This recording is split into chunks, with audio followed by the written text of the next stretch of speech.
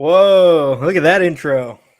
Nice. Sexy, isn't it? Legit now. One. Yeah. That's a hey, come chill with us. We're just be hanging out. Come relax. I love it. I had fun making that one, and I'm glad that you guys enjoyed that one. Definitely shorter than the intro for the other show. But yeah, it's we're recording this after show on Friday, November 12th. It's it's almost 10 p.m.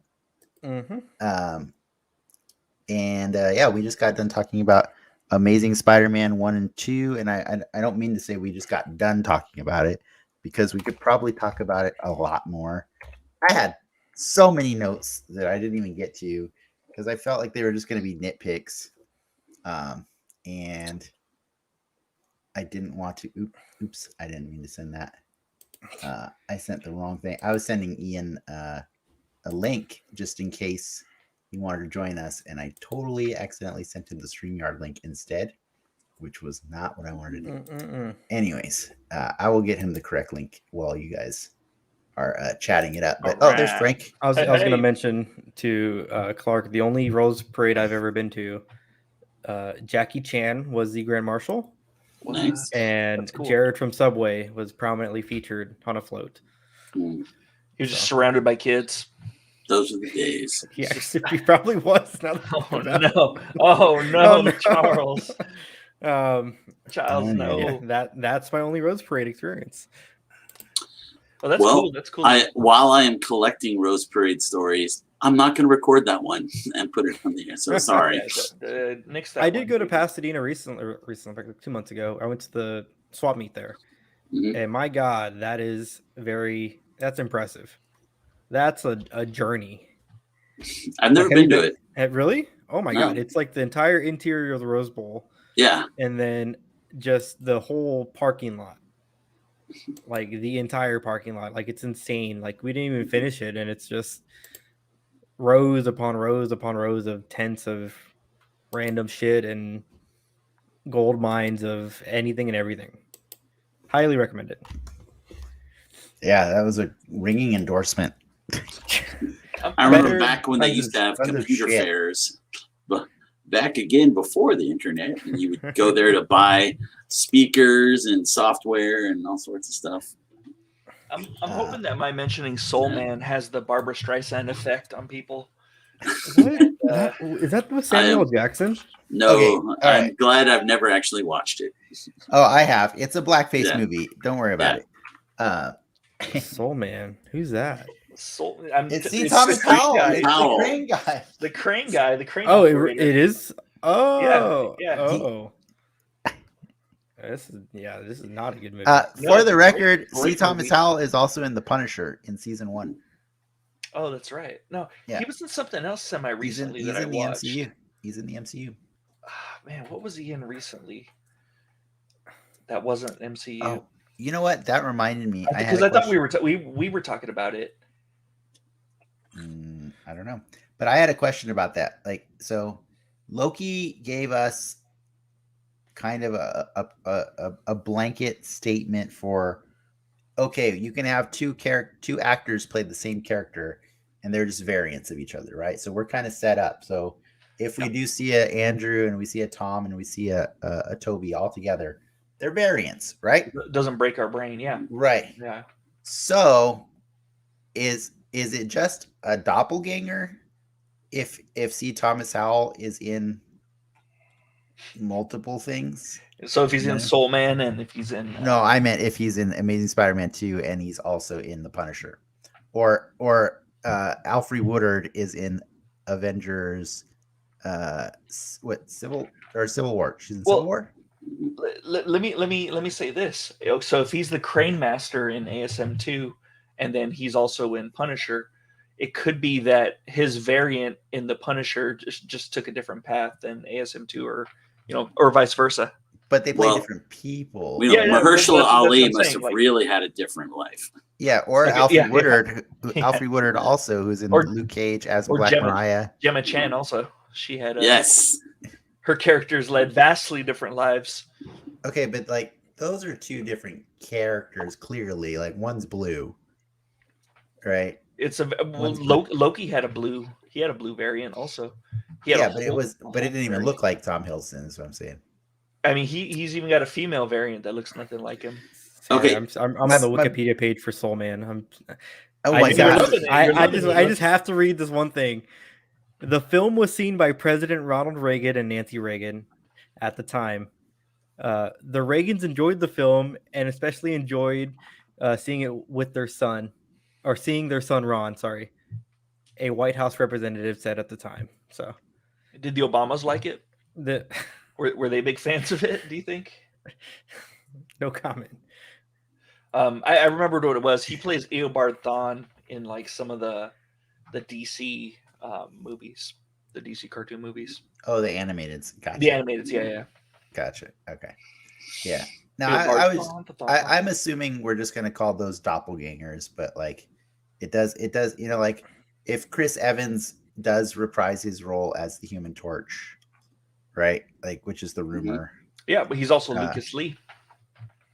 No, but I'm saying in the MCU, he will have played two characters in the MCU. I think you're missing this. Like the ASM is officially going to be part of the MCU in December. No, it's not. It's still its own universe, though. It's still classified as its own. Well, we don't know how that's going to work. Yeah, but see, like, so yeah, exactly. So we don't know that if they're going to say like all forms of media are going to be its own universe, because like maybe one day Feige can give us Justice League versus Avengers. And Japanese Spider-Man. And Japanese, isn't that coming to? Oh my god! Like the dude from the electric companies, like upset that he's not in Spider-Man 3. Like, are you sure it's the dude from the electric company, or is it Nicholas Hammond? You're talking about Nicholas Hammond. Nicholas Hammond, from the 70s show. That's from the 70s. The 70s. He's not upset. Come on. That you read the clickbait that I was about to bring up. You read the clickbait, and this is why I don't trust Nicholas Hammond. All the details of. He was in The Sound of Music. Because the sources that you're getting them from are highly questionable. Hey, 2011 has a re-release of. You telling me 4chan is not reliable? Yeah, I'm telling you that. Well, whatever you guys by Q, so it must be true. Whatever you guys do, don't buy the 2011 version of Soul Man with 18 again. It's in a double pack, so don't buy that. So, like, okay, what's with all the empty streets in the first first Amazing Spider-Man movie? Like, empty streets? What are you talking about? Tons of empty streets. When he's learning how to web, and he like does that thing where he's like, he webs onto a chair.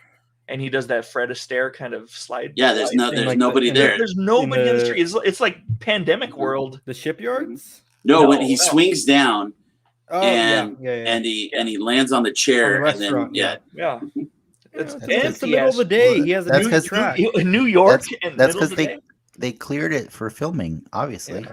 Yeah, you didn't get the in the pandemic. He filmed it in 2021, actually. Yeah. No, I like the Footloose moment where he's in the shipyard and skating. He's in the skate park or something, whatever. I don't know. And then he's doing the American Ninja Warrior stuff.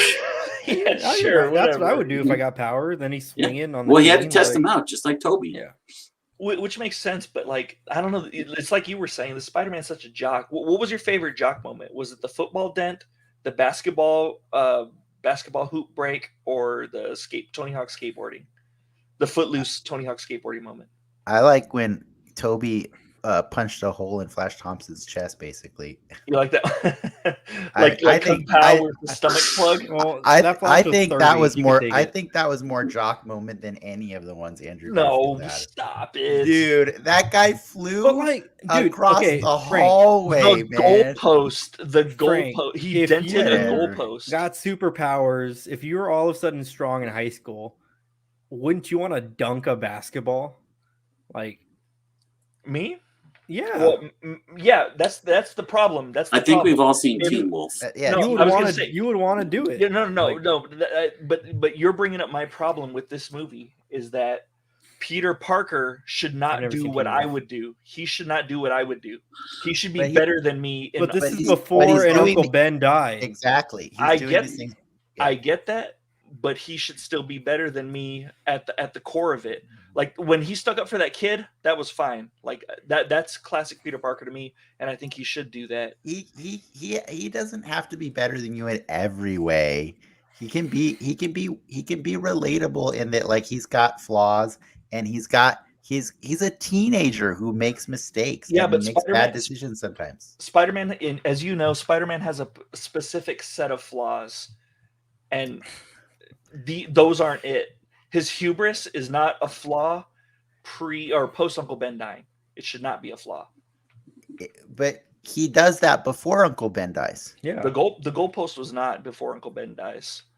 That was just the basketball was. The goalpost was an accident, though. He wasn't trying to hit the goalpost. No, yeah, true, but like macking out.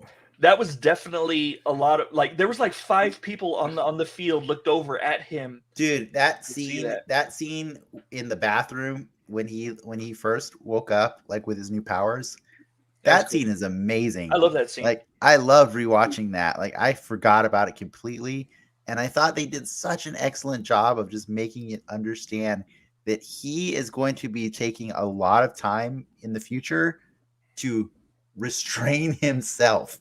And so I don't mind the football. Much better than Wolverine Origins. Yeah, I don't mind the football because I think that the bathroom scene established that he's gonna have problems. I disagree with that, because the bathroom scene, once he gets past that and once he starts figuring his stuff out, he should be all set to go. The football thing was just for stupid laughs.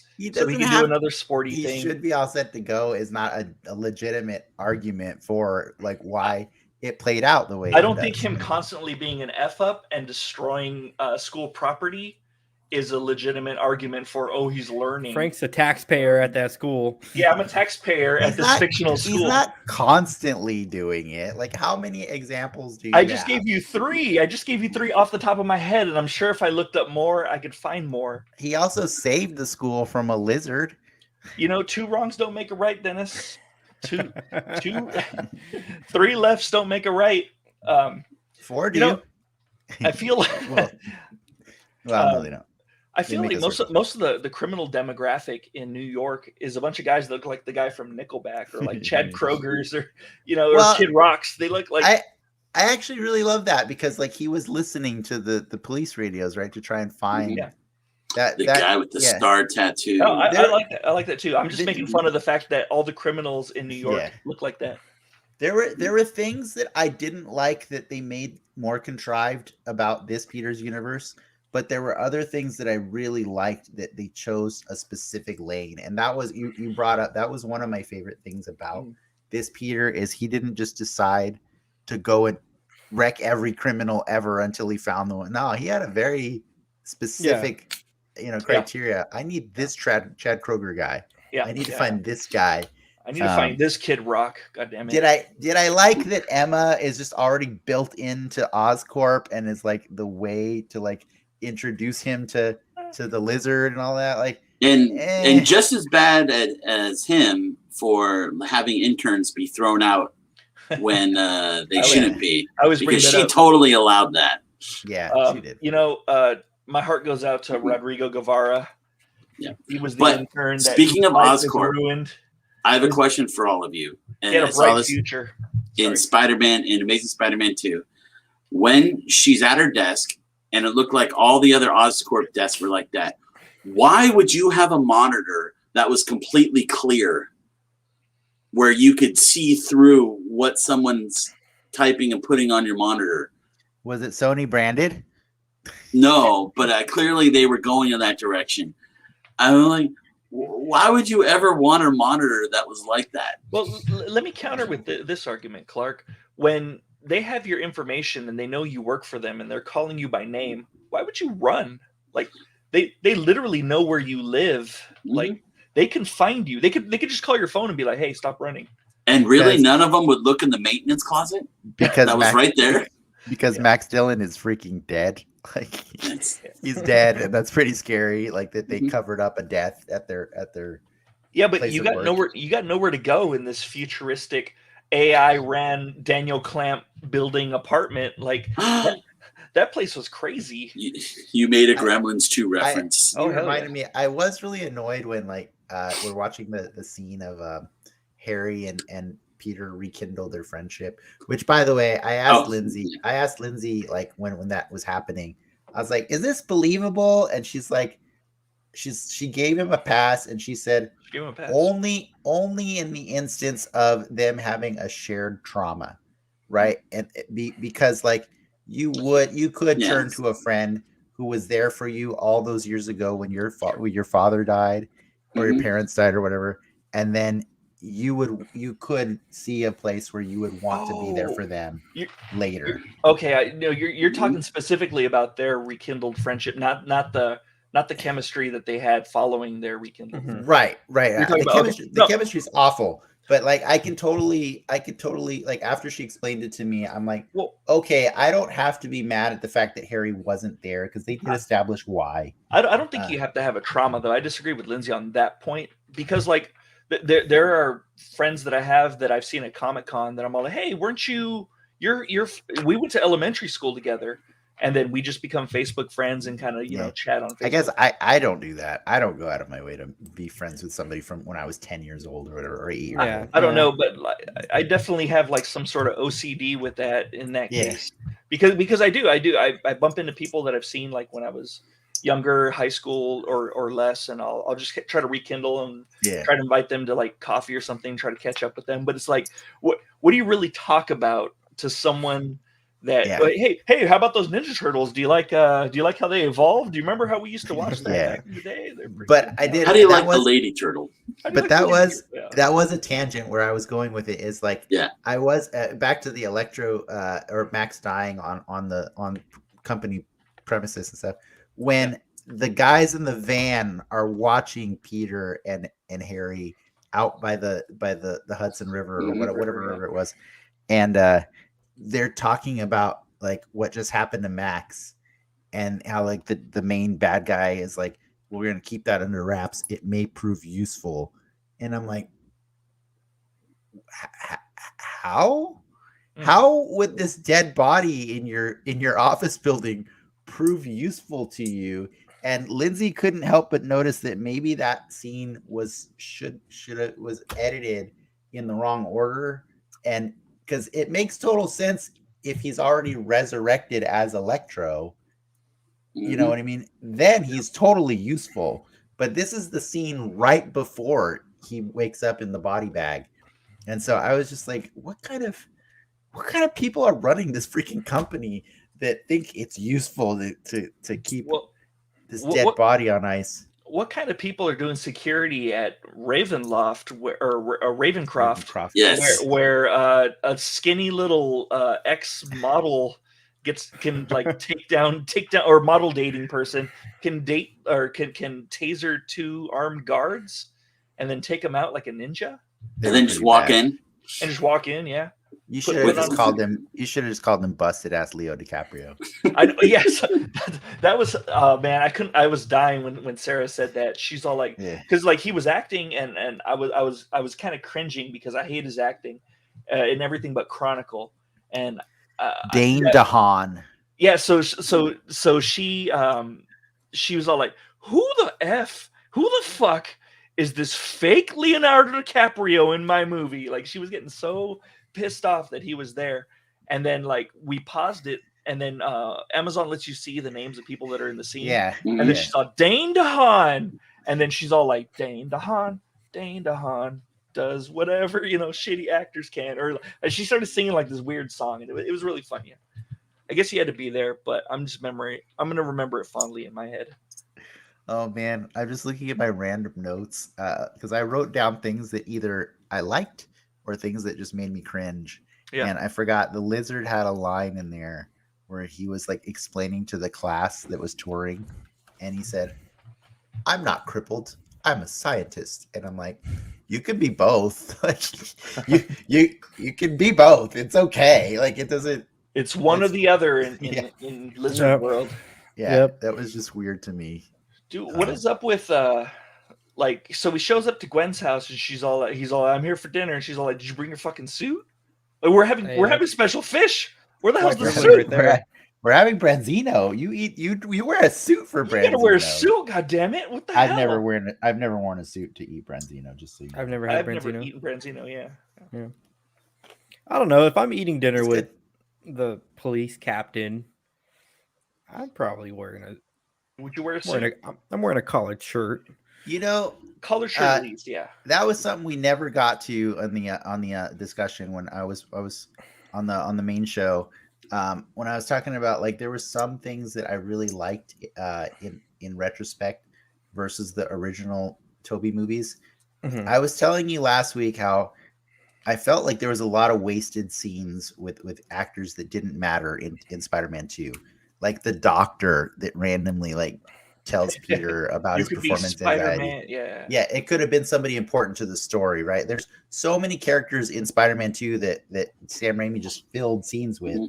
I really like Dennis Leary, and I like how he kind of enters the movie after Uncle Ben dies, and then he becomes this other father figure type character. And I really loved him in the first movie. And oh my God, did I hate how they wasted him in the second movie. His guy got paid to just stand around and give him looks. That was so weird. You promised, Peter. But to be fair, like, most of the characters in the first movie, like, actually matter to the plot of the movie. Yeah. Whether or not the plot is good, they all matter. You know, like even the random guy that is the Oscorp suit that's trying to bully Lizard around and stuff like that.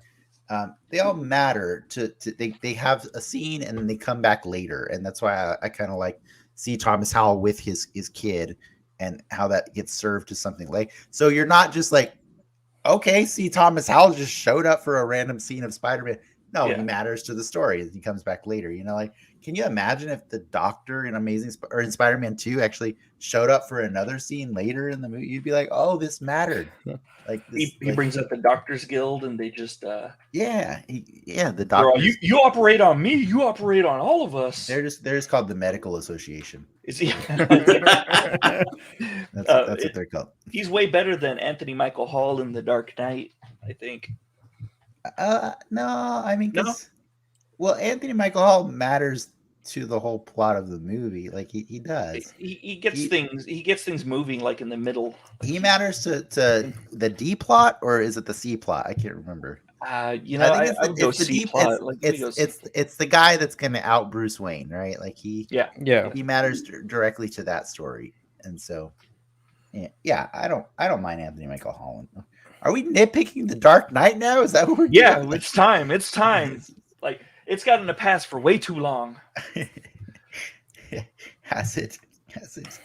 Yeah. What do you think about 28-year-old Spider-Man in the first ASM? He was weird. That's one of the things I never liked about Tobey Maguire. Again, like, he had just come off the Social Network where he's playing a post-college graduate. Both of them were old. Both Toby and Andrew have like the meanest 5 o'clock shadow sometimes in those movies, dude. Like, it's just, I could not grow facial hair to save my life at the age of 16 or 18 or whatever. Like, no, like it's nuts how much. I think that's where the Holland movies shine. Is like, you can see still they shine for now, but boyish charm. But when we want to have a 30-year-old Spider-Man, we're gonna have a problem with Tom Holland. Yeah, it's gonna be like, right? Because then you're gonna be sit on ice. Was it the kid in Love Actually? And Tom Holland is never gonna look super old, like until like he's gonna go like until he finishes the Uncharted movies. He's gonna go to like 50 years old, and then he's just gonna fall off a cliff in age, and he's just gonna suddenly look really. There's really a door open for his Spider-Man to be put on ice and come back in 5-6 years. No, it's not. They're gonna freeze him. They're gonna reboot him. Is what they're gonna do. Freeze him like Disney. Because they can't wait 5 or 6 years. They can't. Yes, they actually have to make a movie every. It's every years. 3, right? They'll make a movie with him as an older Spider-Man. But they have to do that every 3 years, Ricky. They'll make it happen. They'll make something happen. They'll make a Miles movie in between. That'd be all right. Right? They already set up Miles. I wonder if Miles would count for the contract. No, I think it has to be Peter Parker because they Does Spider-Verse count? Well, they have to use Peter. They have to use a specific set of names. They have to use shit. What was it? It was like an MJ. They have to use a J. Jonah Jameson, and they have to use something else. And that's how they got around it in this one because they had J. Jonah Jameson email him, and I guess that's how they got around that stipulation. But like, you got more miles out of the Tom Holland if you want them. That's on the table there. I'm not arguing that, but what I'm saying is he's not going to look right. We're saying that his little impish little face. Yes, exactly. His impishness is going to eventually you give be a him hindrance. A new haircut and a beard, you're good to go. His sprite-like Eternals face is gonna. Peter doesn't have a beard. Show me one example of Tom Holland looking older and more mature, and not still looking like he's 12. So he's looking at 4chan. Something that Sarah also mentioned was that Spider-Man has New York's ass, is what she what she called it. Amazing Spider-Man has New York's ass because like she's all like, ooh, every time he would like swing, she's all like, that's New York's ass right there. And I'm all like, all right. Well, way better than Toby's. Toby, she didn't comment for or against his ass. But speaking like Tom Holland's ass, that thing's a bubble butt. Tom Holland's got a muscular bubble butt. But he's still short. Like he's still little. Like is the problem? Are you like short? Yes. Why are we we're rehashing the same conversation we had last week? Like he's never gonna grow to be the size of Spider-Man. You want that? No, is that what you want? Yeah, I like that Andrew Garfield was more the right height for an older for a later lanky, tall. Andrew Garfield had to me the most accurate build of the Spider-Man. Yeah, he had a good Spidey physique. But I'm a fan of J. Scott Campbell style, Spider-Man. I like thin Spider-Man. I like the C. Thomas Howell Spider-Man in Soul Man. You mean his Miles? I agree. I think I can't argue with that. I think that body type wise, Andrew Garfield is the top notch. And you know, at first I was trying to think of a way to refute that he was the best Spider-Man, and I just can't. I actually, after Amazing Spider-Man 2, I think, and that's why I liked it in the theaters originally, because I felt that was the best representation of Spider-Man.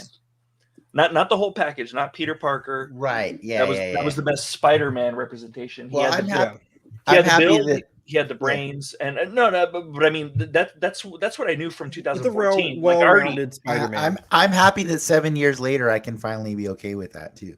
But in fairness, I think I did feel strongly about his performance because I felt so strongly about it that Clark made me what I asked for, which is a version of that movie that only had Andrew Garfield and Sally Field.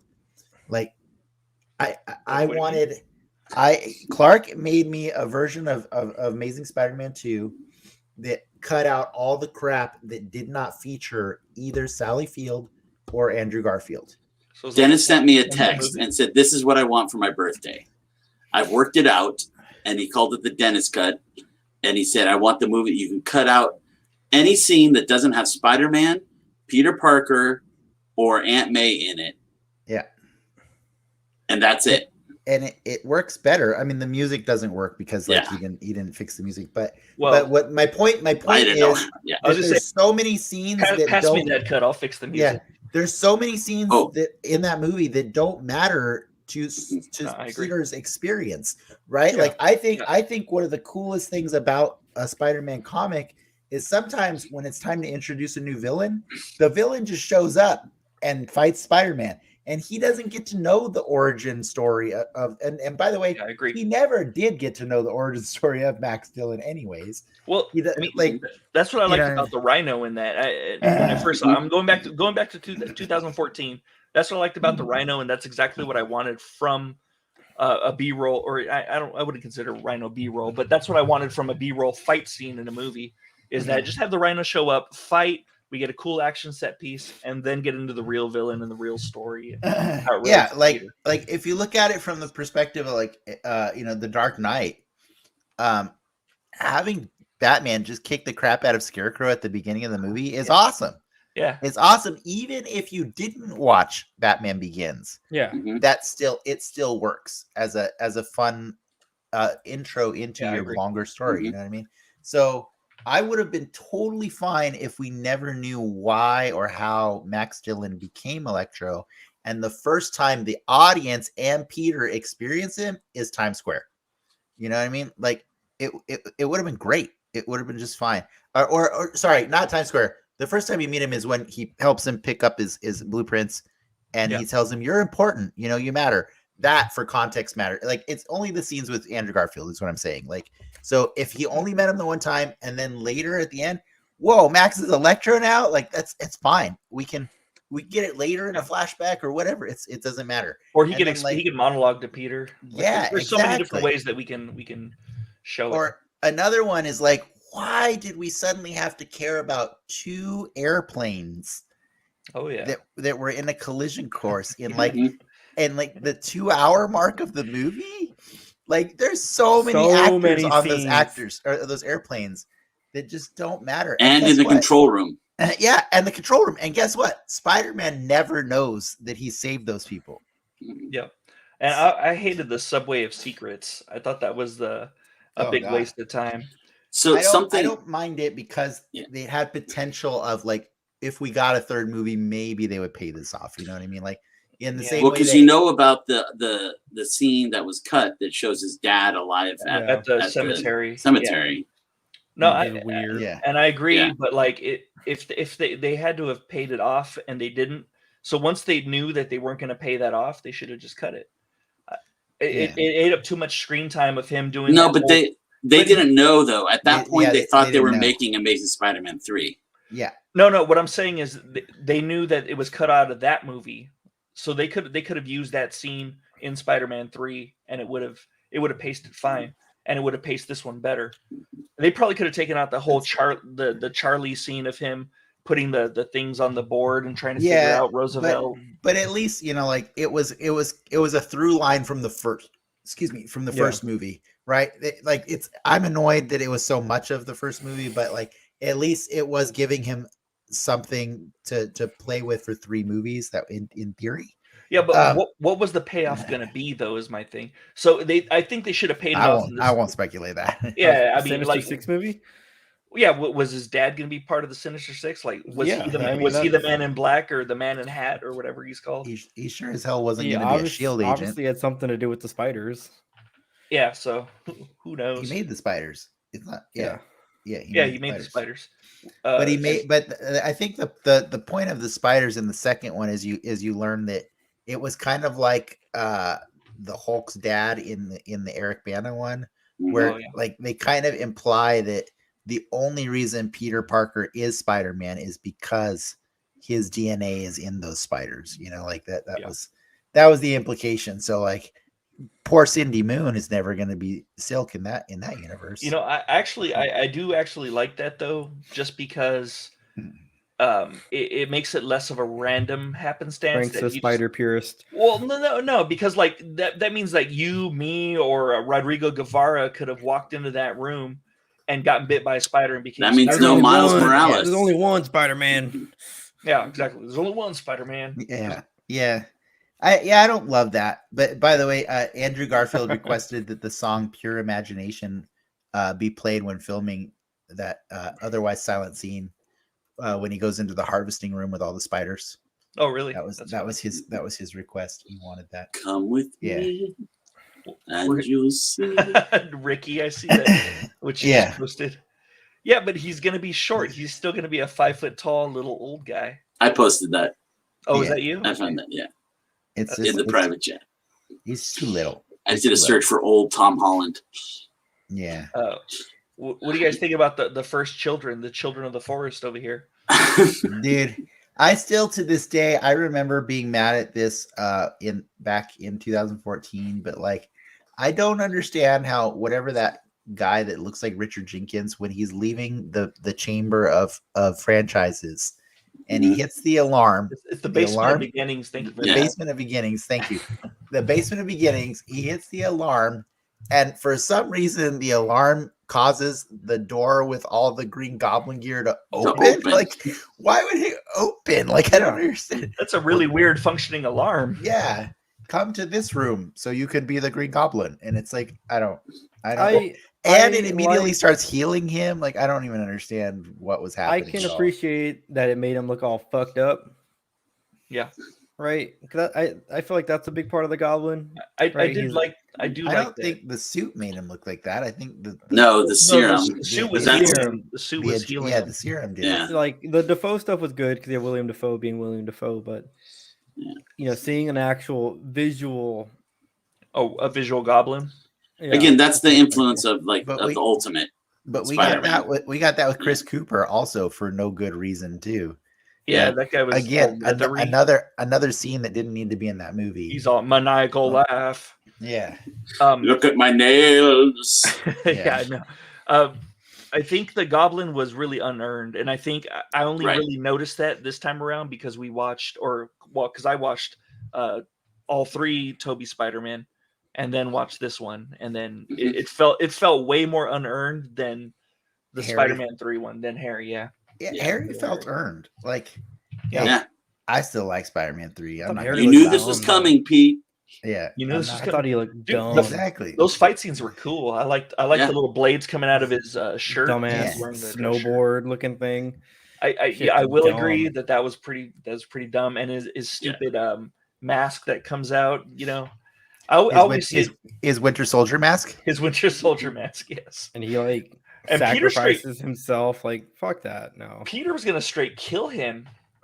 Because he had that taut cable, and then right on his neck. Oh man, he just straight murdered. He murdered a man. Yeah. And didn't really care. What my only gripe in part 3 about that scene in particular is that he should have had the Spider-Man costume underneath his suit.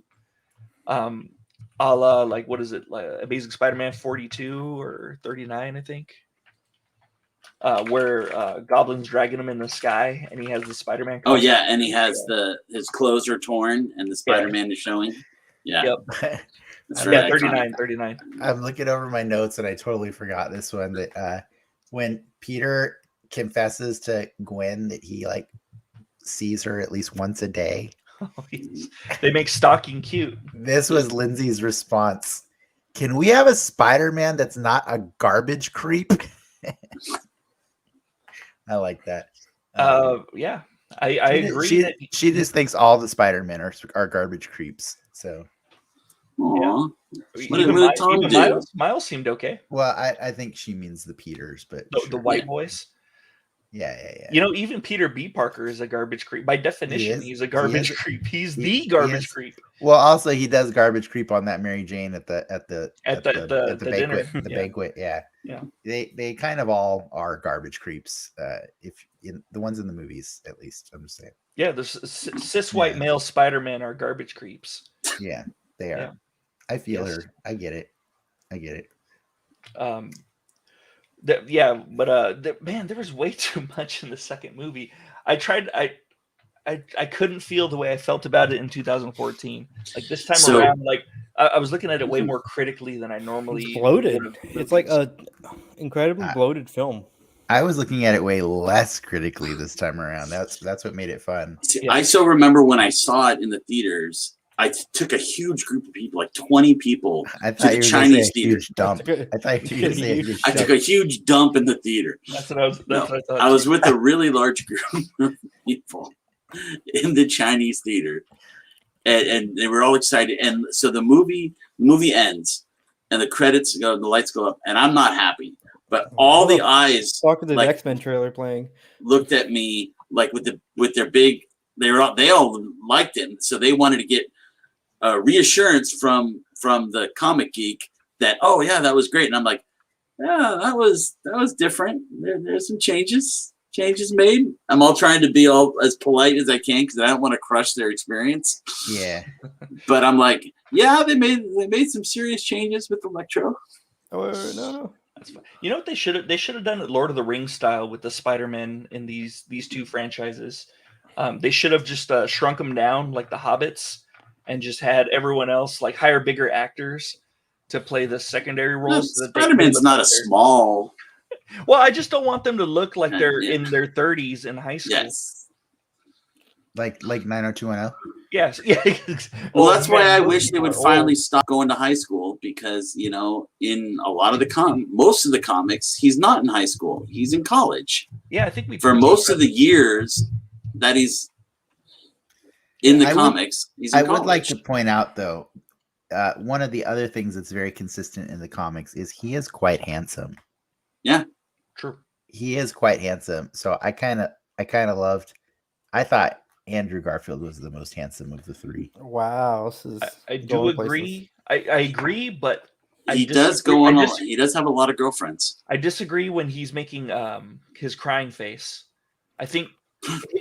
Nobody beats Toby's face. Toby's got the ugliest. Toby's crying face is fine, but Toby's when he's ugly crying or when he's straining or smiling, he looks horrible. He looks like a monster. He looks like the Green Goblin from the Ultimates book. But like, man, just regular crying on Garfield, man, he's an uggo. He's an uggo. But normally he's pretty hot. He's the hottest Spider-Man. But like I think in the comic books though, Peter he dressed in an outdated fashion even for that time. That's the old ones, but not in the Ultimates. That's what I loved about the contrast with him and MJ, is that she was the party girl that was all fashioned, and he was the older hipster that liked, you know, the Dave Edmunds band and stuff. Yeah, all right, yeah, I agree with that. I like the contrast between them, and then the writers would have to find new ways to make them poor and unhappy so that they can go drama in the stories. Yeah, I do like that. That still that you're showing right there, that's great. If you gave me that still and showed me this without context, I'd be like, wow, that's Spider-Man. That's great. But like the moment they start talking, it's like ear diarrhea. It's like that big dump that Clark took at the Chinese theater in front of everybody during Spider-Man 2, or however that story went. I would never disrespect the Chinese theater like that. I dumped in the bathroom. Yeah, I still haven't been to the main Grumman's Chinese theater. Oh man, you have to. It's amazing. I've only been to the little side theater areas. Mm-hmm. No balcony, no nothing. So I gotta. I've only been in the outside. Never been inside. You never been inside? It's an experience. None of it at all. I've seen the hands. I saw Mission Impossible 2 there. The best one. We brought that up last week, actually. I like the stairs that have the piano keys. Mm-hmm. I'll be there for like an hour at least, just playing songs. And I probably don't know what those are because I'd never used them. Damn. I'm actually thinking about going to see No Way Home at the Chinese because I haven't seen anything there for years. I would go with the Clark, but that's a midnight movie for me, man. I think why you already know what happens. I don't understand why you go see. Yeah, but midnight's not the first showing. Its first showing is normally 6 o'clock or 7. You know what I mean? It's a 7 o'clock. It's a Thursday showing for me. I'm actually with you, and I kind of don't want. Like maybe I'll see it twice with the big group, but I kind of want to just have like maybe me and Alina to go see it for opening. I am all on board Friday at 1 p.m. showings. They are great. For me, like if I'm going to go see movies, I prefer an empty theater. But there's a handful of movies where, you know, I want to be there on, you know, the premiere showing, you know, opening Thursday with the people. I'm just done. I'm just done caring about seeing it with people. I agree with Dennis on that one. Like, I'd rather see it with that old guy that paid $5 to get in on a 1 a.m. on Friday than see it with a bunch of people that are going to really enjoy it. And their enjoyment's going to ruin my enjoyment of it. Yeah, I So typically frank. hate It's That's true, so though. I wonderfully hate frank. people clapping during movies. Like here's the fucking difference. dumb. Here's the difference between me and Clark. If I had seen Amazing Spider-Man with your 20 friends and the dump that you left on the floor, Mhm. I would have told them exactly how that movie made me feel.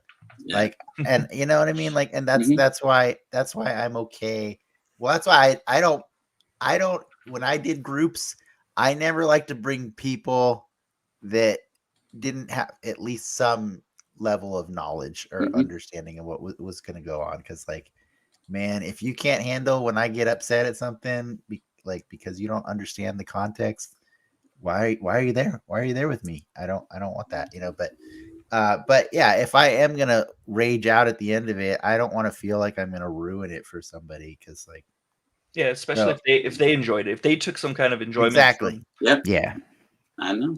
yeah. That's like Soul Man, when you went to go see Soul Man with me, and With the And- Reagans. yeah, with the Reagans, and I was like, Yeah. man, Nancy, I really like this movie.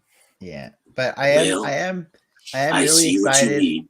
I am really excited to watch Shang-Chi with Lindsay tomorrow at home, because Yeah, my setup, my In speaker setup, IMAX. my speaker Ratio. setup at home is really good, and Yeah. like I was really surprised at how much I never heard of Electro's score when I saw it in theater with all of my coworkers. Like, I'm sitting there, you know, in next to my couch, and I start hearing the whispering coming from behind me because I got the speaker right next to me, and I'm like, what is this? I never heard this before. See, When I watched the actually, movie. I remember that was one of my favorite parts the first time I saw it. Because of the speaker system at the Chinese. Because it was going from everywhere. Yeah. And like, same here. And I remember being people joking with me because, like, I was all like, I liked it. I liked the music, and they're like, fine, you can like it ironically, because they thought I was referring to like the Itsy Bitsy Spider playing in the Osborne electric plant or whatever. And Actually, I like that part now that I know that it was, you know, him. I think in 2014 I was so angry by that point in the movie, like you were just over it. I was over it. I was not even allowing myself, but like this time around, I'm like, oh, I see. He's playing this music. That's kind of cool. Yeah, it's like a diegetic music. Yeah, like exactly. You've brought that up before. Diegetic music. Yeah. There was so much more I liked about him. I was funny to see how much I enraged Ian earlier. Like he was not expecting that. And I know that is quite the biggest leap. You know, this is one of my all-time most hated movies ever. And I wouldn't say I loved it, but I definitely found this to be better than movies that I've definitely given better chances before. Better than Judge Dredd. Do you think we get some version of the starfish mask in the No Way Home? Yeah, maybe they'll do like they did with the. Wait, you don't know already, Ricky? You don't know? I thought you know everything about this. Didn't you have pictures? Did you show me a picture? Do you want a picture? Please don't, Ricky. Frank, you already know the spoilers, right? Yeah, I've seen them. Yeah. Okay. All right. Actually, I saw the Twitter actually when it came out, and a bunch of the people who I follow video essays for, they're all like what's the point of even seeing this movie at this point? Exactly. There's 0 point now. Yeah. And they also brought up a good point actually that I wanted to bring up via chat, but I thought I'd save it for tonight. And this could be a question I could pose to all of you. But at what point do you think Sony's marketing is behind the leaks? At what point do you think? Or do you think we're at that point yet? I'm sure they're at this point. It's part of their strategy in some weird way. But I was talking to Dennis about this. I mean, there is a way to handle, control drops of this movie, giving but do you think pieces here and there metering it I out? don't think they're the ones metering it out. No, like they're the he who remains of the marketing department. I don't think. No, they're definitely not. But I think it's still North Korea. they could definitely handle this whole situation better. By giving more. I don't say more teases, but more updates here and there. Keeping a tighter lip on some things, but they don't need to, though. That's what I'm saying. Like, without spoiling anything for Clark, are you telling me you would not have enjoyed seeing all of the things that you know for the first time in theaters? I don't know how to enjoy a movie No, without spoilers. no, that's not true, Ricky. You do know how to enjoy a movie without spoilers because there was a time where you did. I've lived most of my life. It was a time long remembered. Like You've forgotten the face of your father. Like, to me, they're just so synonymous with these types of movies. Like, again, I was the kid going on 11808.com trying to find Cloverfield spoilers. But that's not spoilers though. If that's their actual marketing that's being set up, that's not spoilers. You know what I mean? That's not the same. But like, again, for me, it doesn't seeing pictures of stuff in the movie doesn't ruin it for me because it's all out of context. It was stuff that we weren't sure was actually real before, and to the point where you literally asked the question last week, do you think this is going to happen? And then this week we know. How can you honestly say that it doesn't bother me? It doesn't bother me. I'm saying, a week ago you had a fun sense of mystery about it, right? I mean, I knew more than a week ago. If you want to. All right, guys, I'm gonna bow out of this conversation so you can go full on. But also, I have class at 8 in the morning, so okay, that's fine. I have thoroughly enjoyed this because this is gonna go public on Wednesday. Yeah, we're not gonna do that. But if you got to go, Clark, thank you so much for joining us. Thanks for joining us. This will definitely be a cue for us to maybe not go too long tonight, so that we can Thanks for appreciating my Gremlins 2 reference. Richard Clamp. Yeah. Daniel Clamp. Yeah, I love that movie. Hey, right, buddy, guys. Did you wash your hands? Thanks so much, Clark. Have a good night. This was awesome. Later, Clark. Okay, let's talk about spoilers. I don't know, but I mean, that's how I choose to enjoy movies. But that wasn't my question, though. My question was, can you enjoy a movie without it, though? Like, or I don't think that was even my question. I mean, that you can, right? Yeah. So what I'm saying is, like, if you can do that, and you know that there's other people in this world that actually choose to do that, like, but it's harder and harder to avoid them now. Yeah. Like what is wrong with a world in which we didn't get all of those things given to us? Nothing's wrong with it, but I think it's naive to assume that that's just not the norm now. Like, we live in a day and age where everyone has a phone on them. Like, it's just that type of secrecy around something that big. It's just, I don't know if you can ever contain it.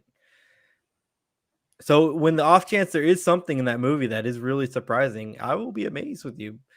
I hope I find out beforehand, because that's just how I like to enjoy those movies. As someone who worked in the video game industry and knows like how much stuff is locked down, like I know leaks do occur. Video games and movies are very different, though. Yeah, video games make more money than movies. Dennis, you're getting to my point. So video games, you literally, or movies, you hire day contractors to do rigging and shit. You know, like, it's just not as tight of a but they're under contract. They are, unlike the video game. They actually have guilds. They have their own. Yeah. There's more protections. There's more protections in place for the movies. There's more. There is. Than there are in video games, But usually when you're doing a video game, at least, I'll say not now, but it's mostly contained in one building, right? No. It's usually in a few campuses, more than a few campuses. It's sometimes all over the world. But campus is owned by the same company. No. Sometimes not. Like in Texas, one of the places that I worked at, they just had a server with a bunch of different servers just out in Texas. There's like a server farm where they kept their stuff. So if Electro were to break into you're not building a video game out in the middle of New York on a city street, right? You're filming movies on location. You're filming movies there's just a lot more people that pass through a film set than a video game Those studio. are not people passing through. Those are employees, bro. Yes. Those are employees. Those are not people passing through. I see how there could be some people passing through, like someone just like what's more inconspicuous, me walking down my job as a film rigging department taking a photo versus me taking a photo of a screen at some studio. Like, like it's just an easier thing to do. As a reminder, the Spider-Man trailer leak was literally somebody taking a photo of a screen. Mm-hmm. Like that, they didn't have to be anywhere near the set. We kind of got off on a tangent, though, Dennis. I wanted to hear about if you thought these leaks were, my tinfoil hat, Sony kind of, yeah. So, like my Sony conspiracy theorist. Do you think Sony's behind these leaks, or do you think they're genuine leaks? Like Ricky, because Ricky seems to say, or Ricky seems like he's saying that they're genuine, because they're passing through more hands. Are you saying that? Do you think they're less genuine, or if they're calculated, or genuine? I don't think they're calculated. I don't think they calculated. Are. No, I don't think they are, because based on what I read a whole interview of that guy who leaked the ones from this week, and Sony contacted him pretty quick after that happened, and they were trying to be cool with him because, like, I don't know if you know, but he put them up, and then somebody contacted him, like somebody who knows that they were the authenticity of them, contacted him, and he wouldn't name names. He doesn't want to expose the people, his sources. And they were like, dude, those are real. And he's like, oh shit, I was only posting them because I thought they were fake. And so he immediately took them off the internet. But he took them off his post, but like they're not off the internet. By that 5 minutes into the internet is an eternity, right? That's it. It's done. And so shortly after, Sony contacted him, according to the interview, and they were like, we're going to assume you thought those were fake because you put your watermark on them. And that would be like stealing the Mona Lisa and then leaving your calling card there. You know what I mean? Like putting a Sly Cooper. Yeah. And he's like, and he had to explain, I totally thought they were fake, so like there's only so much damage control they can do at that point, because I know people have been having fun posting fake stuff, right? And like, and that's kind of like, it's a weird gray area for Sony, because like with fake stuff, it's good publicity for them in that, like, it's free marketing, right? But it's also frustrating because they're misrepresenting the final product, right? Mm-hmm. So but what are you going to do? Like, you can't do a lot. So, but like the problem is, if you don't protest about the fake stuff and then do protest about the real stuff, then you're giving your hand away also, you know what I mean? So like so I don't know. These PR is just spinning this as best as they can. Yeah, at this point you have to. Yeah, you got less than a month, left. You're gonna have a trailer probably within the next 2 weeks. You got 5 weeks. It's 5 weeks. Is it 5 weeks? Little over a month. December 17th. So you're gonna have a trailer. It released on December 17th. Yeah. I thought it was Christmas. Nah, they always like to say this Christmas on the trailers, but it's actually December 17th. I did not know that. So they're almost there. Once the premiere happens, like the week or so before, it's over. That trailer's probably coming next week because tickets got on sale now. Yeah. It's just also leaks happen in video games too. Like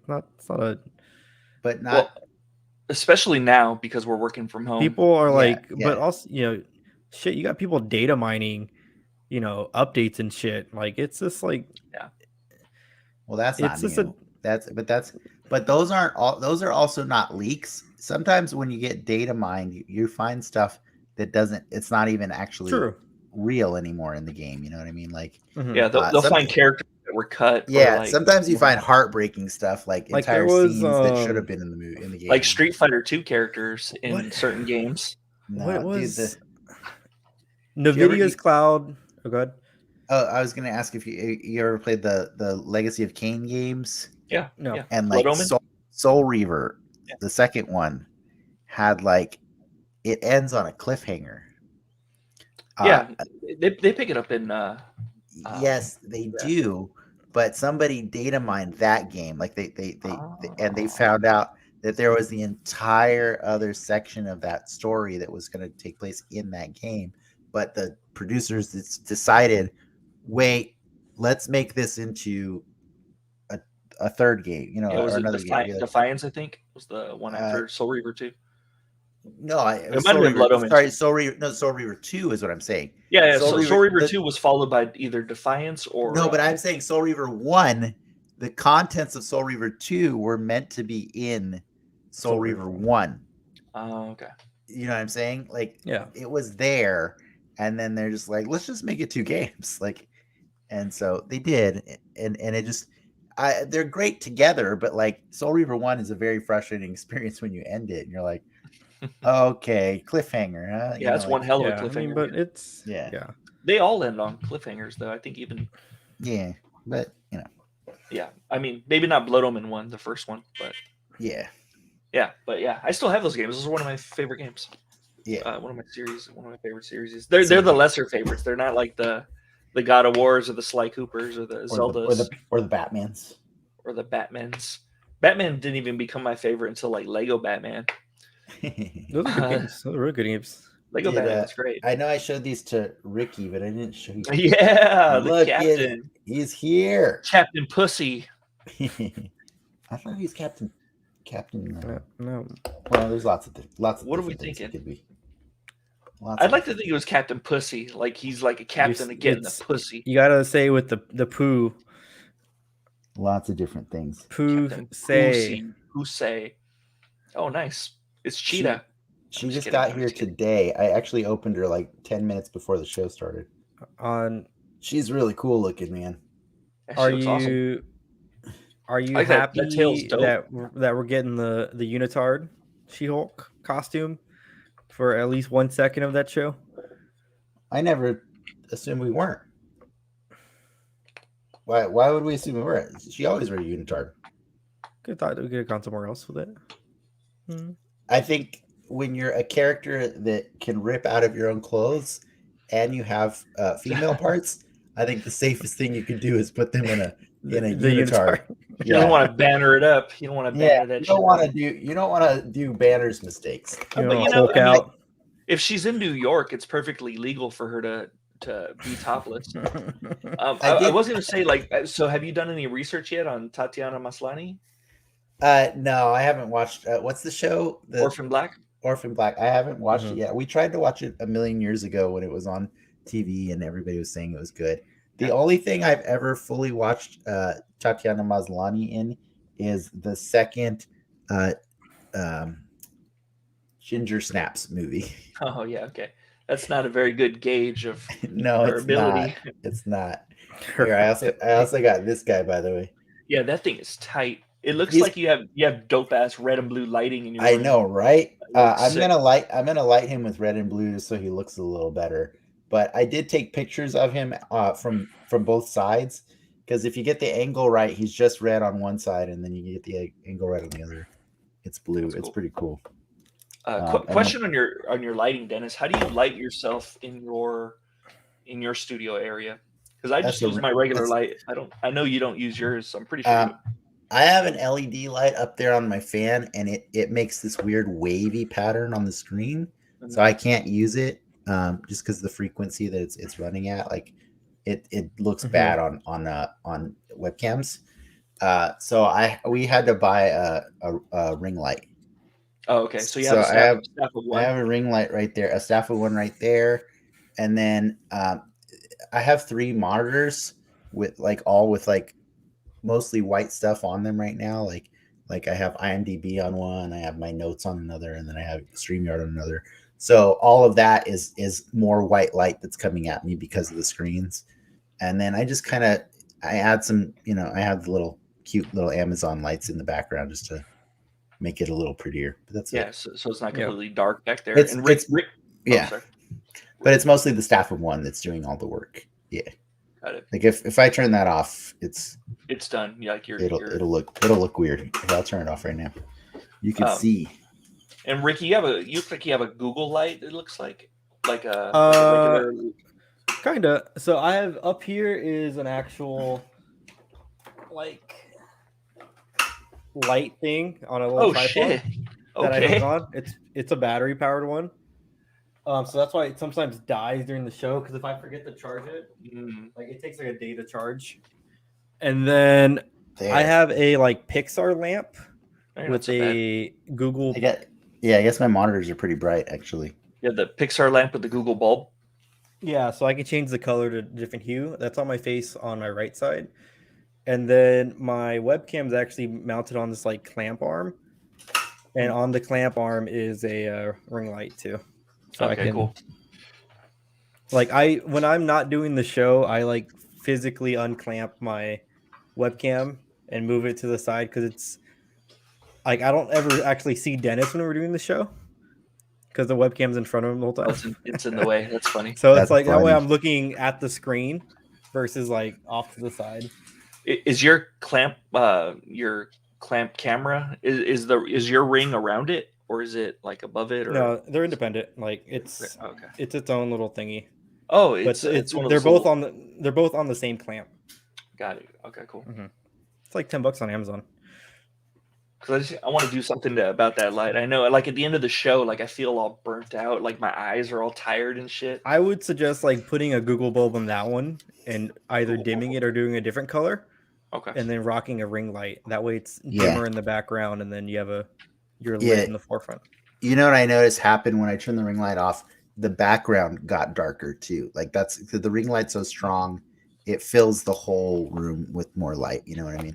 Oh wow. Okay, cool. Yeah. I think honestly, this is one of my favorite new ones. He's so cool looking, man. So badass. Yeah, he's really cool, and he's heavy. And he's ready for the holiday season. He is. We always do decorate with Christmas Hulks, so it's kind of cool that we actually have one now. It's just all. He's gonna be on your star. He should hold your star. That would be amazing. Well, we usually put we put a red and green Hulk on the mantle usually. So now this will, because these guys are too heavy for the tree. They're really heavy. And then this is the other guy that came. It's the remake of the Vulture. I have his wings over there. I was so bummed. I was assembling it. I almost broke them. Is that a Vulturian? It's Vulture. Okay. It's Michael Keaton. Oh, okay. He comes with the arm thingies, all right.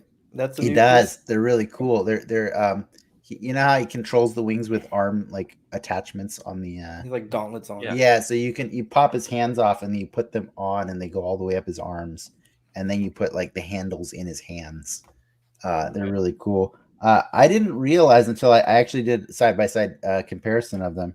They the big difference besides the little accessories is the original one, because they were going off like concept art. They didn't really think about like how the legs are not they're not his legs. They're like an exoskeleton, right? Like on top of his legs. Yeah. So if you put them side by side, this one's got entirely new legs, where it actually looks like a human being wearing a massive piece of machinery outside of his legs. Whereas the other one, it looks like cybernetic, like bird legs instead of an actual person. So, because at first when I got them, I was just looking at them. I was like, bro, you barely did anything. And I was like, oh, actually from the waist down, it's all new. And then the head is also new too. So off to Ian's house, that other one.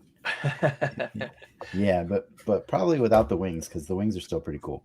You go to Ian's house and you think about what you did. Yeah, exactly. You go to Ian's house. Go hang out with Morbius. Morbius. Oh, that reminds me. Morbius was in the Table of Secrets or whatever we're calling it. Oh yeah, I because I'd only ever seen the movie the one time, I did pause to like read all that crap, and like I actually paused at different points because like the hand covers it. Harry's hand covers different columns, so I had to pause at different ones. And I was really eye rolling a lot of that stuff when I saw that.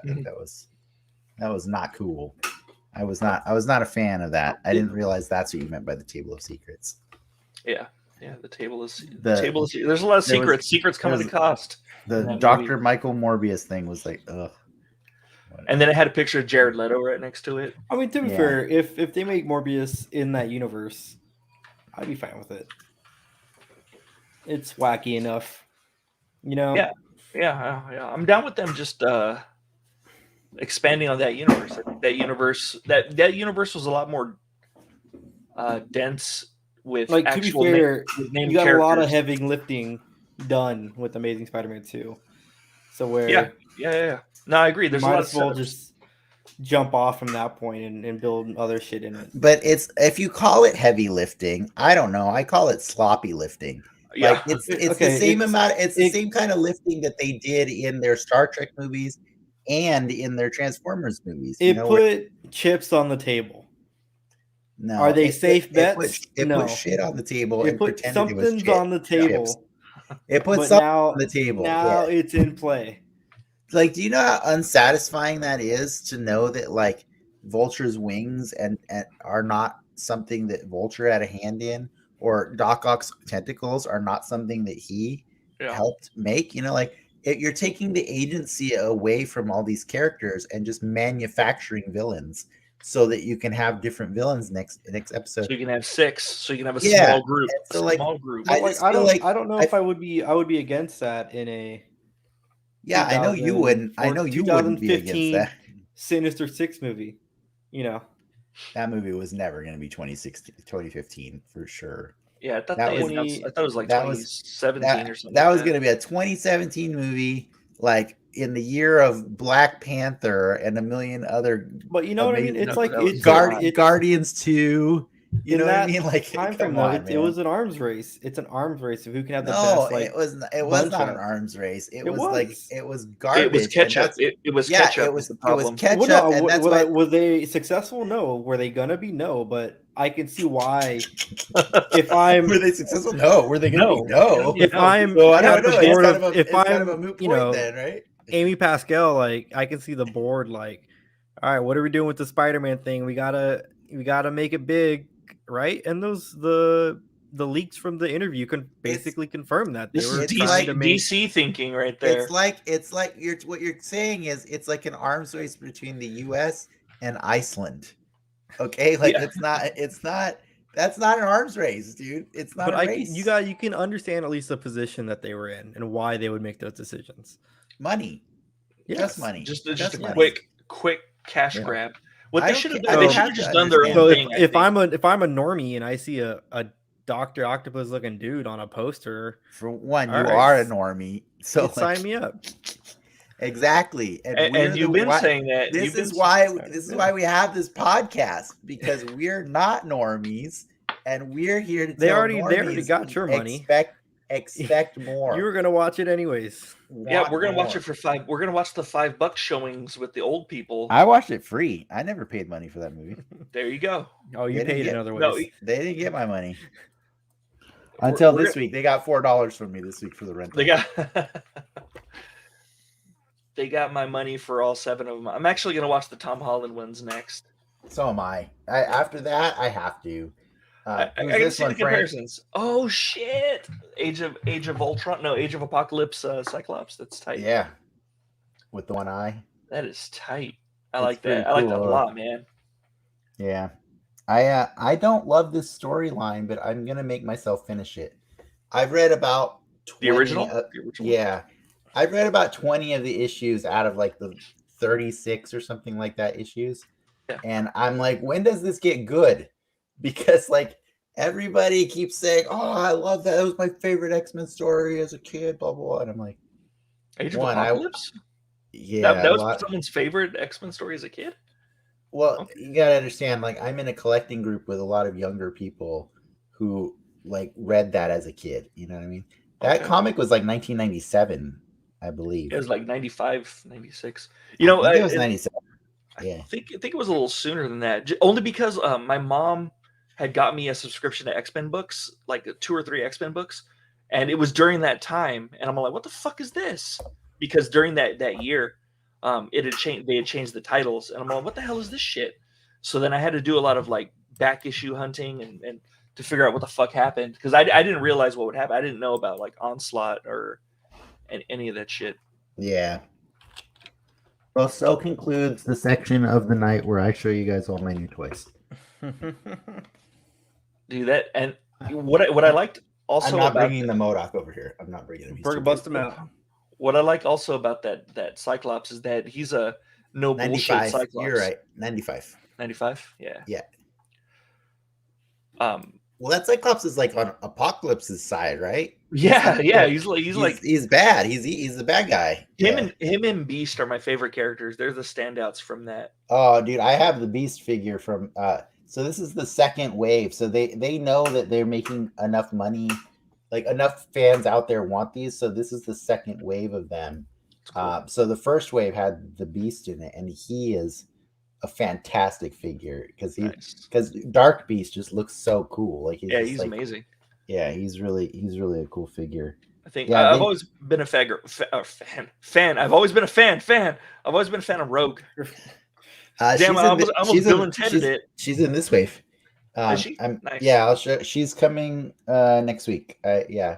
Cool. I was telling Ricky it was really awkward. Normally Hasbro doesn't do this, but because I buy the waves all together, right? So, but for some reason, because of shipping delays or whatever, they're like, "We're just sending you what we can." So they just sent me this guy, and then I got a notification today or yesterday that the other 5 of them are arriving next week. So I just thought, I was like, okay, you sent me this. They're drip feeding you. And then I also, from the What If wave, they just sent me T'Challa Star-Lord. But he's in the box over there. I didn't get to unbox him before the show started. Less than sick. Yeah. That's cool though. That's cool you have him though. Yeah, but he does come with the Watcher's big old head. Like nice. It's pretty funny. Yeah. This guy comes with the Colossus's leg. Oh, okay. Yeah, so that's the one I'm excited about, is building the Age of Apocalypse Colossus, because it's such a ridiculous costume. But I think that's kind of what I appreciate the most about the Age of Apocalypse, is they dared to reimagine everybody in really crazy ways. You know, everybody. Was that all Jim Lee? Age of Apocalypse? No, he was already gone by then. He was already doing Wildstorm stuff. I don't even remember who the artist was. La Roca. Oh, La Roca. La Roca was one of the main artists doing X-Men stuff. But there was a bunch, like Adam Kubert, like, because there was so many. It was all the titles, Ricky. It was all the X-Men titles were rebranded. So whoever the artist was on each title was doing those. You know, so sometimes you got new characters in different ones. New looks in different comics for the first time you saw them. So it wasn't like they all appeared in one comic first and then you got to see them. Yeah. So, but no, I like a lot of things about it. Maybe I would have liked it more if I read it in 1995, but reading it through the lens of now, it's like, wow, you guys milk this so hard, man. Like I didn't like it reading in 1995. I didn't appreciate it. Yeah. I think at the time, my favorite one was either Executioner Song or what was the other one? I think it was like the Hellfire something or another, Hellfire Connection, or obviously I didn't like it that much. But it was the one that involved like the Goblin Queen and like Emma Frost, like kind of fighting for power against each other. Mm-hmm. Yeah, I thought that was cool. I think the Jim Lee X-Men stuff was some of the first consistent X-Men I read, like continuous. Like, you know, I knew who they were because they popped up in all my other comics, but I didn't go out of my way to read a lot of X-Men comics. I did have a giant size, not the good one. That's a good one. Not the famous one, but I did have one, and that was like my Bible for them, because it had all the cool characters in it, you know, like Colossus and Nightcrawler. Like Colossus and Nightcrawler are like two of my favorite old school, if you want to call them old school. And like the 70s ones, I guess. Yeah, they're two of my favorites. I just think they're super cool. But Jim Lee made it impossible for me to not love Psylocke and Cyclops too. I just thought he made Cyclops look so cool. because like Cyclops always looked like he had a condom on his head up until Jim Lee actually took the condom. That's right. Off his He head. put the hair. He gave him. Yeah, he put the hair. And gave him the locks. I hated the condom head, man. I hated it. It just was so hard for me to enjoy Cyclops before that. Was that the first time? That was the first. Yeah. X Factor, X. They all had condom heads, dude. They did. Yeah. Condom. And in fairness, it's a really unbelievable mask, right? Like even like we even saw the real world application going wrong in the Falcon or Captain America. You know, like you can't. It's not a real thing. It's not something you can do. Yeah. But it looked cool, right? And so like even Jean Grey had the hair flying out. Like I mean, I was happy in the X-Men. What is the end of First Class or not First Class? Days of Future Past or Apocalypse when they show him in the costume. In what costume? Like, they show the Ready Player One dude, their bootleg Cyclops. He's wearing the Jim Lee costume. No, with the stupid strap and. No, he's not. Yes, he is. He's not wearing the Jim Lee costume. He is not. It's inspired. No, he's wearing the ultimate. He's wearing the ultimate costume, isn't it? Days of Future Past Cyclops. Huh? If it's not blue and yellow, if it's black, it's the ultimate costume. There is yellow in it. Yeah, the black and yellow is. I think that's new X-Men from the or Ultimate. What did it look like in Ultimate? Yeah, that looks like new X-Men. But I'll check Ultimate. Let me see Ultimate. Yeah. I don't remember their costumes. I just remember like, what is it?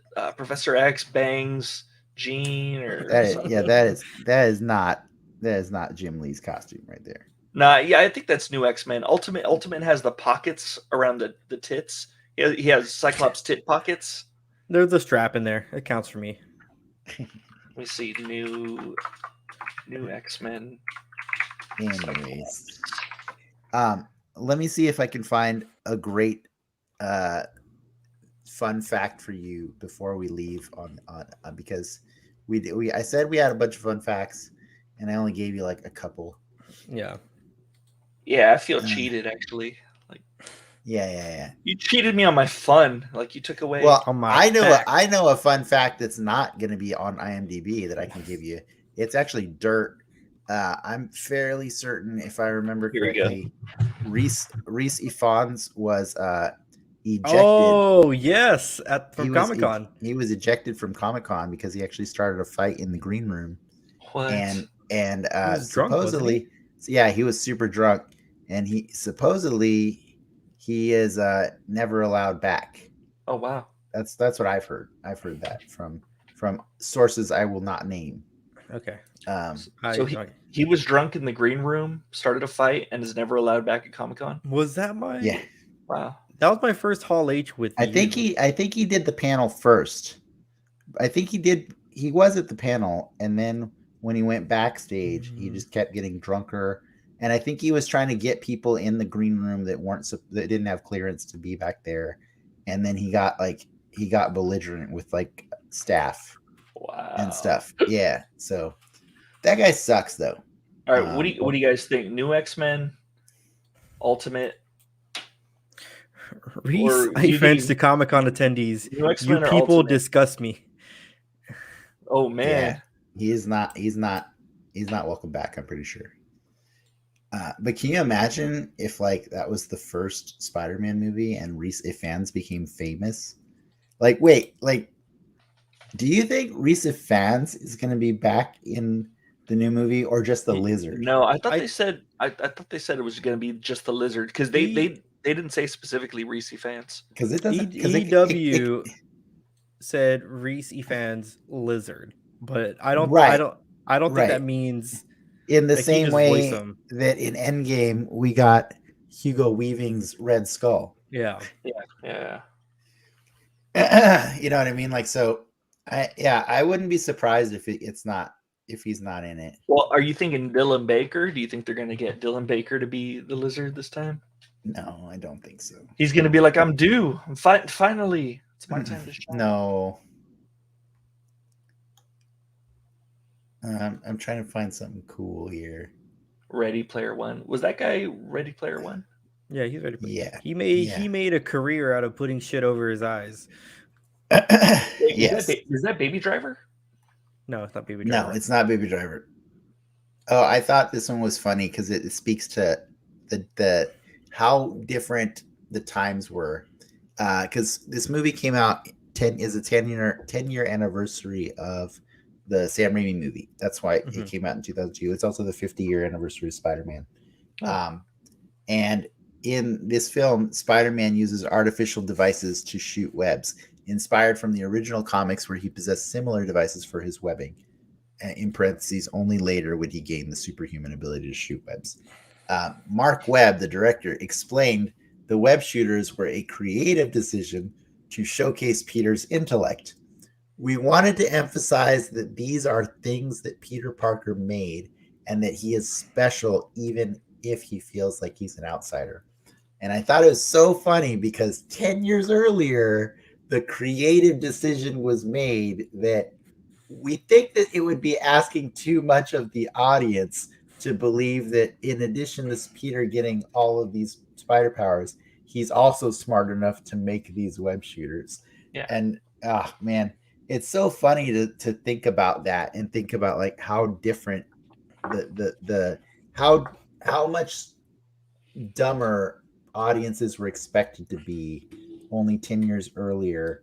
And that speaks back to like what Ricky, you were saying last week about go and compare Iron Man 1 like to the Eternals, and see how far Marvel has come with storytelling. Yeah. Like not saying Eternals is as good as Iron Man, but I'm saying like the amount of things that get introduced in that movie. There's just concepts that you can, I don't say brush over, but you don't need 30 minutes of explanation on because they've already been seeded or touched upon previously, you know? Yeah.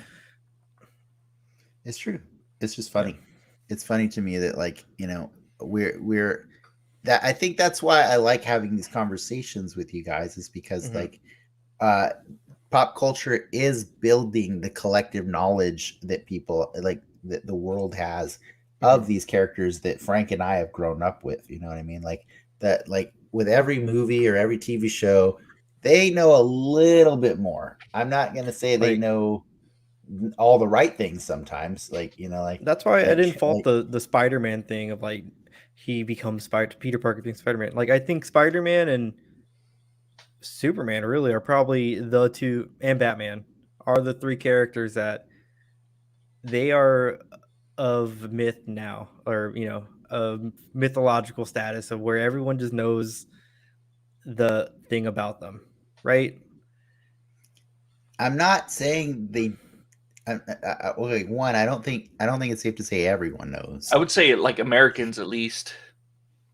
Sure, most Americans know, but like there are people that just don't care about those things. You know what I mean? And so like I think at adults, a base, like real adults. Yeah, I think at a base level, like you know, it's a user experience kind of thing where like if you're trying to sell somebody on a story, I don't think you lead with this kid is found a briefcase.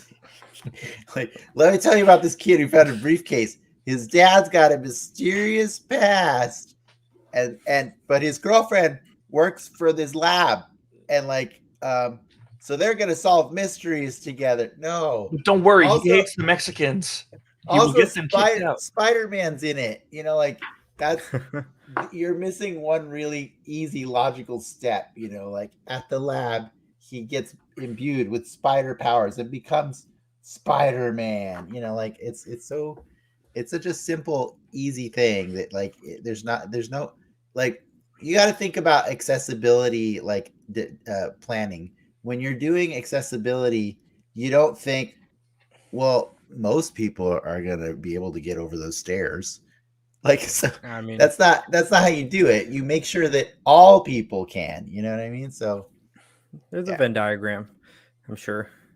Yeah, and the Venn diagram is to be inclusive. Like that's the point. They had 30 words to get that story that across. Was so many more than 30 words is what I'm saying. They wasted like, you know what? many words on not saying Peter Parker is Spider-Man. This briefcase is more important. It was not very succinct. They talked so much about the briefcase and the mysteries that it's going to unravel. And what an unfulfilled plot line, man. Oh, that's just such a bummer that we just don't ever get to know what happened with that stuff. We never will. Yeah, well, maybe that's the ask that we should have been saying for December. Let's resolve that storyline. Like, we wasted it. What if they just go into his universe and just fuck up his universe? Yeah, sure. Just ruin it. Yeah. They just go in there and ruin it. They take a big Clark-sized dump in their Chinese theater. A Clark-sized dump. It's funnier if you call it a Clark-sized Chinese dump. Clark-sized Chinese dump. Because I thought it was funny. He kept referring to the theater as the Chinese, but I don't think you should ever just refer to that theater as the Chinese. Like that's a very missing. Like it's missing. You know what it's missing? Peter Parker is Spider-Man. That's like kind of the same thing. That's all it's missing. That one very small description. Yeah. By the way, one of the fun facts I read earlier, it's a really small one, but I read that when the subject came about J. Jonah Jameson for the new movies, Sony was actually having such a hard time finding an actor to measure up against J.K. Simmons, like his portrayal in the Sam Raimi ones, that they just kind of decided to just kind of like punt to maybe next time. Yeah. And what ended up happening is like when they got all the way to Far From Home and they still didn't have a J. Jonah Jameson, they're just like, you know what? F it. Let's just get J.K. Simmons because like he's the best. And no one was mad. Absolutely. No one was mad. Yeah. Yeah. And that made Far From Home so much more better than it deserved to be. He's one of the most perfectly cast actors to fit a comic book role ever. Like, I think I used to say like him, Hellboy, Ron Perlman, Hellboy. That was back before. Oh man, Ron Perlman, Hellboy is so perfect. I don't think I've ever seen all those movies through and through. What? Oh, really? I've definitely seen part 2. Like, do you know the Selma Blair second has half. MS? You know she has MS. I didn't know that. There's a I think Discovery. They have their own streaming. Yeah, Discovery Plus. Yeah. They have a whole documentary that's documenting her as she's battling with multiple sclerosis. Oh no shit! I gotta watch that. I used to like her. And that was like, oh okay, that's where she is now because I haven't seen her in many things.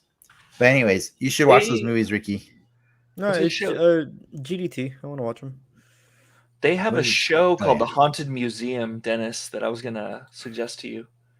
It's kind of like a Conjuring-esque, but it's like Zach Bagans and what's his name? I don't know who Zach Bagans is. He's the dude from Ghost Adventures that always pusses out. Like he's all like, "Oh my god, did you feel that? Oh my god!" And then he runs. I never watched that.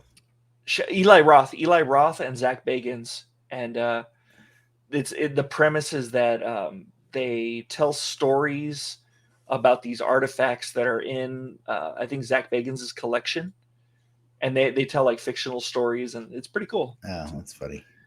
So I mean, if you have Discovery Plus, which is I was not expecting. I thought you had it. That's how you knew about the Selma Blair thing. It's because Amazon. I have a Fire Stick in the bedroom, and it just gives me ads for all these things. Damn, I didn't want you to brag about it. I got a Fire Stick in the bedroom. I got a Fire Stick in the bedroom, baby. I do. Nice. I'm gonna give you one last fun fact because I think it's funny because I don't know if it served her well or if it's bad, but Emma Stone personally wrote Gwen's graduation speech. That I felt it was heavy-handed that they felt the need to play it once at the beginning and then once at the end. Super on the nose. Like, so was the note, "Hey, could you write us a speech that foreshadows your death?" Yeah, you're gonna die. Did you see that they had three different options for her death? There was one where like she gets stabbed by the Green Goblin. There's one where something else happens with the fall. It's all like related to the fall, but like different aspects of it. There's one where Peter totally misses, I guess. I was vaguely heard way less angry about it though. I was. That sequence is like, I mean, she's even wearing the outfit, right? Like, I love that. She was wearing the outfit. Like, yeah. I think it's because they film it in a way where he gets her. He catches her, right? It's just that whiplash. No, Yes. but he gets her with the web. Like Oh, wait, are you talking in the original or the movie? In the movie. Sorry. Like, they film in a way where he catches her, but still fails, and I thought that was a really neat way to do that. It's almost like they got it from the comic. Well, yeah, I mean, you know what I mean. Like, I don't know. I think you're tired. I'm saying that scene in particular was really well done. Yeah, I think faithful to what the material was. Agreed on that, but it was kind of funny because it was Sarah's first time watching it, and she looks at me and she's all sarcastic about it, and she's all like, "Man, she totally died. You could totally see her neck whipping back. Like she totally died." Like sarcastically saying that as if she thought Gwen was just gonna pop back up and be like, "Oh, you saved me," gotcha. kind of thing. Yeah, and I'm all like, Well, in the comics, it's more ambiguous, right? And it's been the point of contention for a lot of people because she's not screaming when the Green Goblin drops her off the bridge, and so like the implication is, could she have already been dead when he threw her from the fear? But or from that he killed or from him killing her, yeah. No, but see the problem, the other ambiguity is that in later in the first comic, I gotta find it actually because I keep that one with me because I love that comic. There's a big crack. It says crack. Right, there is a crack. But in reprints they took out the crack. Like the crack is not present in the reprints. Yeah. So gotcha. Yeah. Well, you definitely hear the crack when her head like hits the. was that comic called The Death of Gwen Stacy? No. Okay. It shows like a bunch of characters. It shows like I think Harry, Gwen, Aunt May, and a couple others, and it's all one of these people will die. Oh, okay. Yeah, you only do that if you. I mean, I'm not saying comics don't do that, but sometimes if it's going to be a surprise, they don't do that. You know what I mean? Like the death of Superman is definitely called the death of Superman. I'm pretty sure, like, or something to that effect. Where it says what it on was that called? It says it on the cover, though. It's like it's definitely. Hold on, you know what you're getting into. But anyways, yeah, we should probably wrap this because like we're starting to get into the weeds. Ricky's trying to explain to us how things are coincidentally really resembling the comics and that is crazy. That's a crazy thing. You're 100% correct. It says Death of Superman straight up on it. That's funny. yeah, exactly. Amazing Spider-Man says Turning Point. It was called Turning Point. Yeah, see, and that's a cooler way of putting it. It leaves more to be desired. Yeah. But anyways, we should probably wrap this. This was fun. I am gonna go watch the Tom Holland ones for fun, but we're not gonna do a. Where are you starting? Civil War or? Oh, I hadn't even considered that. You had. You just gotta watch 15 minutes. I was gonna watch Homecoming. The problem is with Civil War, I usually just fast forward to that 1 hour mark. Yeah. Or 1 hour 8 minutes, and that's where the movie starts for me. It's just the Spider-Man parts, and then I dip out. So it's not hard to watch the Civil War Spider-Man parts because they're pretty fast. You skip the Sex Pest. Wait, which one's the Sex Pest? Thunderbolt Ross. Yeah. Oh, yeah. Whatever. That's fine. Anyways, but I'll probably watch those. But yeah, next week I'm gonna try and watch Hit Monkey. By the way, Frank, it's okay if you couldn't get our original planned guest because we're gonna try and have Ian, which I think is possibly listening right now. Better be. Ian, well, it looks like he is. But Ian, I saw your question earlier. When I meant backup guest, I meant more guest because we never heard from our friend Pirate Dave, and so it would probably be best. I just figured, Ian, since you like doing the homework anyways, you might as well come chat with us. You always ask me every week, "What's the homework for this week?" It's gonna be Hit Monkey on Hulu. We're gonna watch that, but we don't have to watch all of it. Don't watch it all. Watch as many as you want. Yeah. I was gonna hit up. I saw Dave on PSN yesterday, and I was all like, "Do I want to hit that level?" Yeah. I was totally Peter Parkering him. Yeah, I saw him at that Chinese food place that he liked, and sorry, what were you saying? I felt bad. I was like, I'm not gonna push it if it's not. I get it. It's not like I talk to him regularly. I think he's just slow to respond. Like even when we worked together, he told me that. And if he gets back to me in like a month from now, then we'll schedule it for something else. We'll be like, yeah. We've got a whole new bunch of shows. Yeah, exactly. All right, for you. Let's dip out.